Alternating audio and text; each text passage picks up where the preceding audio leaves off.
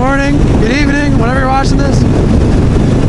Today's video is a little bit more somber than my normal videos, unfortunately, but I thought it was an important topic to bring up and talk about, given some events that happened today. So I was sitting at work. One of my coworkers who comes in a little bit later than I do calls me, and he's like, "Hey, I just saw a motorcyclist crash really badly on the highway." And he was explaining to me the scenario. The person, unfortunately, basically it sounds like low-sided and then kind of got flung in the air, maybe a high side, but it sounded like a low side, but started tumbling a little bit, and the worst part was smashed into the guardrail dividing the highway, which of course is never a good thing for motorcyclists. Guardrails are not motorcyclist friendly, they're only car friendly. But anyway, we found a news article, and unfortunately resulted in very critical injuries, I guess, and the person's in the hospital. So obviously, hopefully they make a full recovery, although it's, being in critical condition is never good. And they were riding with somebody else who did not crash, but man, I can't imagine seeing your friend. I think it might have been a boyfriend and girlfriend, because it was a female rider, and I think one guy in the picture looked like a man. So regardless, it's not a good scenario. But that brings me to a topic that's near and dear to my heart, and that is complacency. Now, I want to be crystal clear. I do not know the exact cause of this accident by any means, so I could be completely wrong in saying this. That was not a bad boop. Could be completely wrong in saying this, but from what I understand, the roads were moist this morning. They were a little bit wet. And I guess this person was going at a pretty high rate of speed. It was a sport bike, and it looks like they just got loose changing lanes. There was water in between lanes and not, in each lane. So when they crossed over, quickly made a maneuver, the bike got loose, and it resulted in them obviously low-siding or maybe high-siding and crashing. And it's one thing to talk about complacency, right? So this person was, let's just for argument's sake, for the sake of this video, say that they were a pretty experienced rider. They've ridden, thousands and thousands of miles in different conditions and are pretty confident in their skills. Well, guess what, guys? As great as that is, and that is a great thing, anything can happen at any time. They didn't wake up this morning thinking they were going to crash their motorcycle and become severely injured, right? And if you think you're better than that, if you think, oh, that wouldn't happen to me because insert thing here, well, guess what? We've all made mistakes riding and driving, for that matter. We've all gone too fast sometimes. And lost control of your bike to some degree. And maybe you didn't crash, and so you got lucky and you don't think anything of it, but you could have crashed, right? So it is super important to realize, and I actually did this a little bit, super important not to judge the scenario based on what happened. When he first called me, I was like almost trying to, I hate to say this, but I was almost trying to not blame the biker, but just figure out what they must have done wrong, And then I thought about it, and I'm like, well, wait a minute. First of all, even if they did something wrong, it doesn't change the fact that they're severely injured. And second of all, we all make mistakes, right? I do things wrong every single day of my life. So that was kind of a silly, I don't know why my mind went straight to that. But regardless, it was something that, that came up. And I just, if you're going to pull out in front of me, can you please accelerate? You gotta love it. But anyway, I knew they were going to do that too. But yeah, we make mistakes every single day, riding, driving, just in life in general. And unfortunately with a motorcycle, a lot of times those mistakes for an experienced rider becomes due to complacency, right?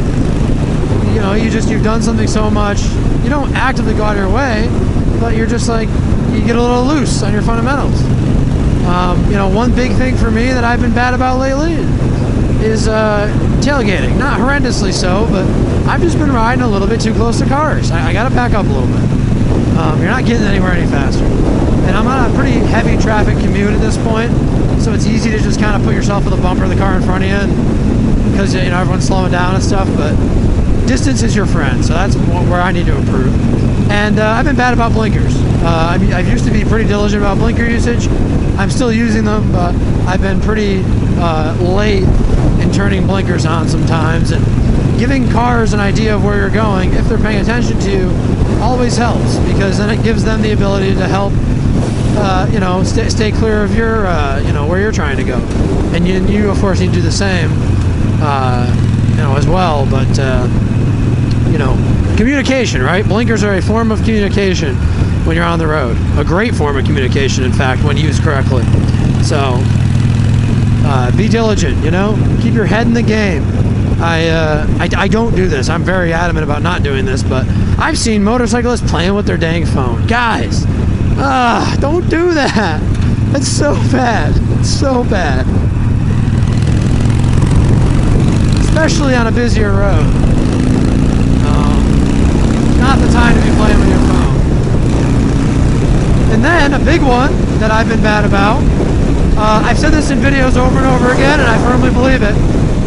A certain amount of speed is your friend on a motorcycle. You don't want to be the slowest car on the road. However, I've been, on my commutes anyway, I've been ripping around pretty good. You can't necessarily see the speed limiter in my videos, speedometer, but I've been moving pretty good.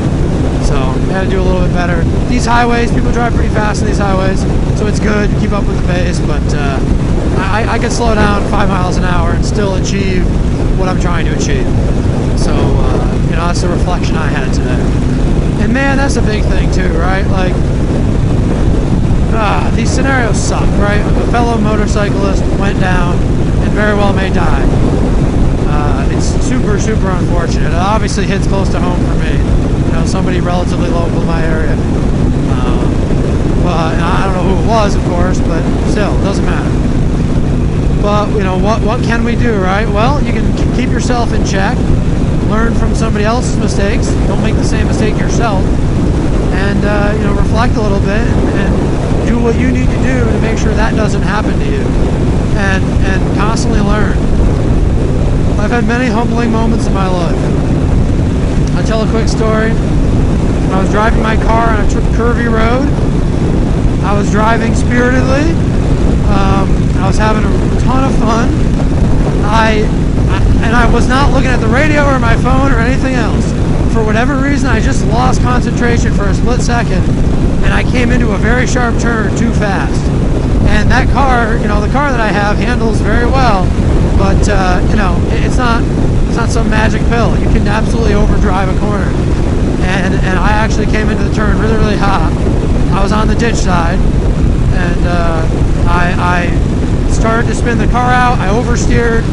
I was sliding like the underbelly of the car, the shoulder a little bit. It was really not great. However, at that point in time, totally would have only been my own problem, right? My own bodily damage and or vehicle damage, which that I don't care about as much. What really, really shook me to the core was there were two people walking, and they were very clear of what was essentially an accident scene of me crashing off the side of the road, but it was still way too close for comfort. I mean, they were a couple hundred feet away, but a couple hundred feet isn't that much when you're talking about a 4,000-pound car coming at you. And they kind of scrambled out of the way, and it was a husband and wife, and the husband, I stopped and I asked them, "Hey, you guys okay? I'm very sorry." They didn't remotely get hit or anything, but I felt really bad. And, I apologized profusely. The wife was understandably pissed off and screaming at me, and the husband actually was pretty understanding. But you know what? That day, not only did I mess up, I left a very negative impression of myself on two people of the world, right? And that's something that I'll never be able to fix. There are two people in this world now that will always look at me like a piece of crap human, and I have to live with that. And it is what it is. But I've made changes in my life to make sure that never happens again, right? I've reflected on the things I did right, which was keeping control of the car and keeping them safe. And then I reflected on the things I did wrong, which was ever putting myself and them in that position to begin with, right? So nobody's perfect. And it's when you're on the road driving fast, things happen quickly. When you're going 50, 60, 70 miles an hour, things happen fast. And, that little accident that I'm talking about I was going 20, 25. It was that sharp of a corner. I was crawling. But things still happen, man. You know, too much speed is too much speed. There is nothing wrong with just slowing down. And that's something that that's a lesson I need to teach myself, too. Because, I'm Mr. Speed Demon sometimes. So, anyway, I won't keep rambling, but, just kind of to summarize, keep yourself safe out there. Keep your head up. Pay attention. Use good fundamentals. Use your blinkers and your brakes correctly. Practice slow speed maneuvers. Practice riding in the rain. Whatever it is, right? Keep your skills sharp. Never become complacent. When you make a mistake, learn from your own mistakes. When other people make mistakes, learn from their mistakes. And, just keep on keeping on and constantly improve and be humble. So, anyway, that's my video for today. Thanks for watching. God bless America, and I'll see you on the next one.